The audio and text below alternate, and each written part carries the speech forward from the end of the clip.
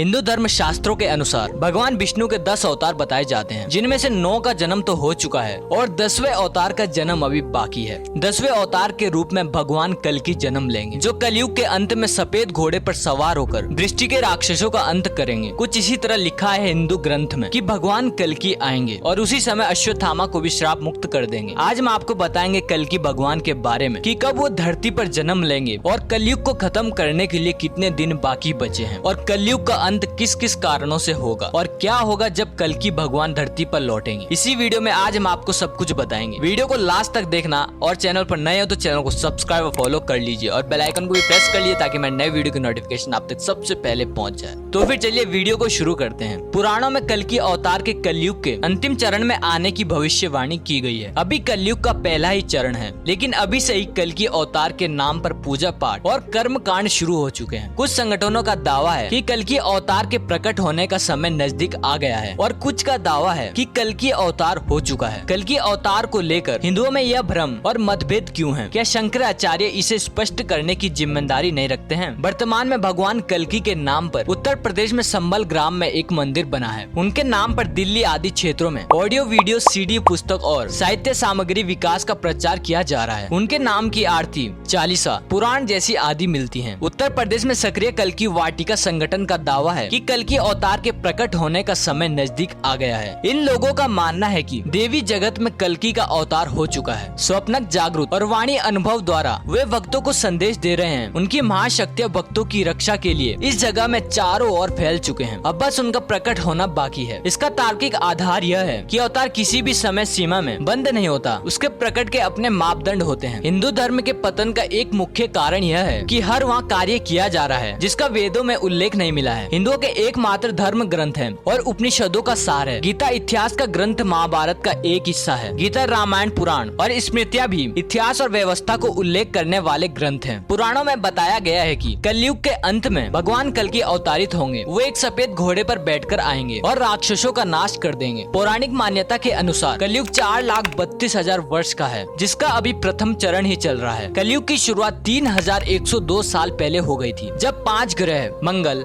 बुध, शुक्र, बृहस्पति और शनि मेष राशि पर 0 डिग्री पर हो गए थे। इसका मतलब 3102 और 2017 को मिलाकर 5,119 वर्ष कलयुग के बीत चुके हैं और 4,26,181 वर्ष अभी बाकी हैं। और अभी से ही कलयुग की पूजा, आरती और प्रार्थना शुरू हो गई है। माफ करना, अभी से नहीं, पौने 3 सालों से उनकी पूजा जारी है। यह अवतार भविष्य में होगा या फिर नहीं अभी अनिश्चित है, लेकिन लोगों को कौन रोक सकता है पूजा करने से? मूर्ख लोग तो अभी तब रजनीकांत की पूजा भी करते हैं। कल्कि पुराण के अनुसार कलयुग में भगवान विष्णु कल्कि के रूप में अवतार लेंगे। कल्कि अवतार कलयुग का सतयुग के संधि काल में होगा। यह अवतार 64 कलाओं से युक्त होगा। पुराणों के अनुसार उत्तर प्रदेश के मुरादाबाद जिले के संबल नाम का स्थान पर विष्णु येशा नाम की तस्वीर ब्राह्मण के घर भगवान कल्कि पुत्र के रूप में जन्म लेंगे। कल्कि देवदत्त नाम घोड़े पर सवार होकर संसार से पापियों का विनाश करेंगे और धर्म की पुनः स्थापना करेंगे। स्कंद पुराण के 10वें अध्याय में स्पष्ट वाणी है कि कलयुग में भगवान श्री कृष्ण का अवतार श्री कल्कि के रूप में संबल ग्राम में होगा। अग्नि पुराण के 16वें अध्याय में कल्कि अवतार का चित्रण तीर कमान धारण किए हुए एक घुड़सवार के रूप में किया है और वो भविष्य में होंगे। कल्कि पुराण के अनुसार वो हाथ में चमचमाती हुई तलवार लिए सफेद घोड़े पर सवार होकर युद्ध और विजय के लिए निकलेंगे तथा बुद्ध, जैन और मलेच्छों को पराजित कर सनातन राज्य स्थापित करेंगे। पुराणों की यह कोई धारण की कोई मुक्तिदाता भविष्यवाणी में होगा। इसके विपरीत कुछ अन्य पुराण और बुद्ध काल के कवियों की कविता और गद्य में ऐसा उल्लेख, गुणगान मिलता है कि कल्कि अवतार हो चुका है। वायु पुराण अध्याय 98 के अनुसार कल्कि अवतार कलयुग के त्वचा के उभार पर जन्म ले चुके हैं। इसमें विष्णु की प्रशंसा करते हुए दत्तात्रेय,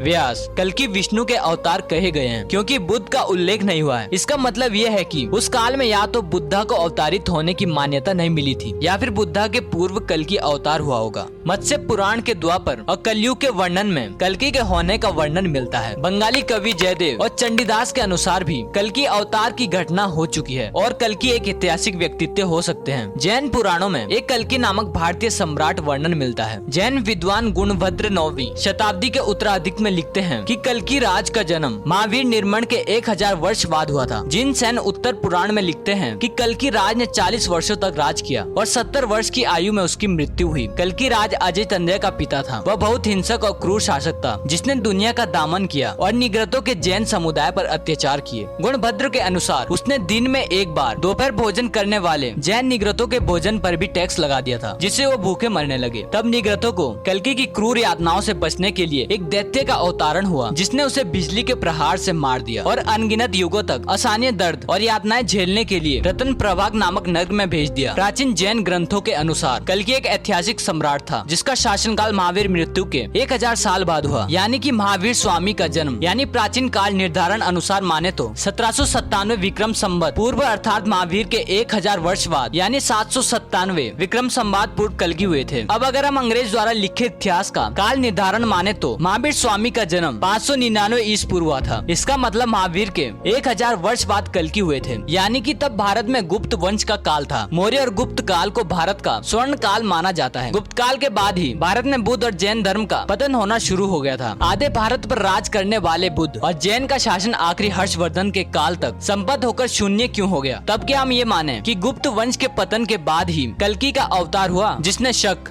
कुषण आदि को नहीं मार भगाया, बल्कि जिसने बुद्ध और जैन के प्रभुत्व को भी संपन्न कर दिया। यदि हम प्राचीन तारीख निर्धारण के अनुसार कल्कि का जन्म 739 ईसा पूर्व मानते हैं, तो इसका मतलब है कि जैन तीर्थंकर पार्श्वनाथ 877 ईसा पूर्व के बाद कल्कि का जन्म हुआ होगा। पार्श्वनाथ के काल में जैन धर्म अपने चरम उत्कर्ष पर था और निश्चित ही तब हिंदुओं के लिए एक जैन धर्म खतरा बन पड़ा होगा। यदि गुप्त काल के बाद कल्कि का होना माने तो गुप्तों के बाद हुनों ने भारत पर कब्जा कर लिया था। जैन ग्रंथों में वर्णित कल्कि का समय और कार्य हुन सम्राट मेहरकुल के साथ समानता रखता है। कल्कि राज और मेहरकुल 502 और 542 ईस्वी के एक होने की संभावना से इनकार नहीं किया जा सकता है। इतिहासकार केवी पाठक ने सम्राट मेहरकुल हुन की पहचान कल्कि के रूप में की गई है। वो कहते हैं कि मेहरकुल का दूसरा नाम कल्कि राज था। जैन ग्रंथ ने कल्कि राज के उत्तराधिकारी का नाम अजितांजय बताया है। मेहरकुल हुन के उत्तराधिकारी का नाम भी अजितांजय था। कुछ विद्वानों के अनुसार मेहरकुल को कल्कि मानना इसलिए ठीक नहीं होगा क्योंकि हुन तो विदेशी आक्रांता थे, उनको तो इतिहास में विधर्मी माना गया है। विधर्मी का अर्थ होता है ऐसे व्यक्ति जिसके पूर्वज ने हिंदू धर्म को त्याग कर दूसरों का धर्म अपना लिया हो। लेकिन ऐतिहासिक पुराणों के अनुसार हुन विदेशी नहीं थे, उन्हें प्राचीन काल में यक्ष कहा जाता था। वे सभी धनवान लोग थे। भारत के प्रथम शक्तिशाली हुन सम्राट तोरमन के शासन काल के पहले ही वर्ष का अभिलेख मध्य भारत के एंड नामक स्थान से वारा मूर्ति से मिलाया है। हुनों के देवता वारा थे। कालांतर में हुनों से संबंधित माने जाने वाले गुजरों के प्रतिहार वंश ने मेहर भोज के नेतृत्व उत्तर भारत में अंतिम हिंदू साम्राज्य का निर्माण किया और हिंदू संस्कृति संरक्षण में हुनों जैसी प्रभाविका भूमि निभाई। अंत यह कहा अभी भी सही नहीं होगा कि कल्कि अवतार हो चुका है या नहीं हुआ है। ये कहना भी उचित नहीं होगा कि होने वाली अवतार की अभी से ही पूजा की जाए और उनके मंदिर या व्यक्तित्व के आसपास धर्म का एक नया व्यापार या पाखंड खड़ा किया जाए, क्योंकि यह कहना सही नहीं है कि यह एक पाखंड है या नहीं। जो लोग वेद को पढ़ते हैं और जो समझते हैं वही उचित समझते हैं। तो फिर ये थी कल्कि की पूरी स्टोरी। खैर, आपको वीडियो पसंद आया तो एक लाइक कर दीजिएगा, क्योंकि आपका एक लाइक हमें बहुत सपोर्ट करता है। और अगर आप हमारे चैनल पर नए हैं तो चैनल को सब्सक्राइब और फॉलो कर लीजिए और बेल आइकन को भी प्रेस कर लीजिए ताकि मेरे नए वीडियो की नोटिफिकेशन आप तक सबसे पहले पहुंच जाए। उम्मीद करते हैं आपको वीडियो पसंद आया होगा। अभी के लिए इतना ही, मिलते हैं नेक्स्ट वीडियो में।